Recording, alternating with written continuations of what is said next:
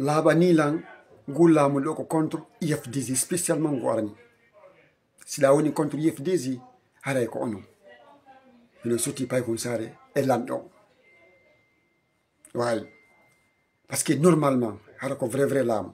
yenno population yenno himɓe yenno laamiɓe lanɗo do aka jaɓɓaɓe on mais ɓay noon ko no ɓe suti ɓe wolli en kadi ko laaɓi par ce que IFDG woni contre mum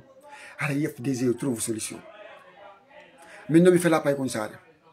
ala ƴawndo inde pay kon sare heeti IFDG ko hiɗon o hiɗon ƴawna yimɓe hiɗon encourage yimɓe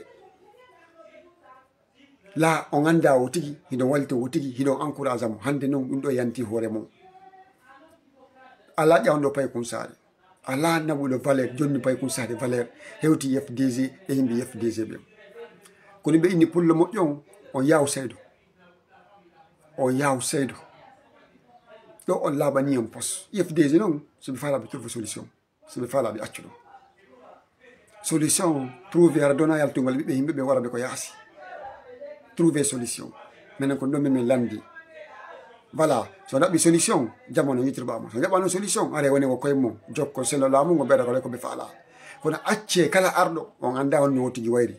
akke yomuno akke yirɗo mo weltanomo waɗanamo ko wattake acce ɗum par ce que ko ni mbi o tigi wona e contre mon o tigi wona e contre mon IFDG woni jonde bloguereɓe bus doole bus haray wattene hila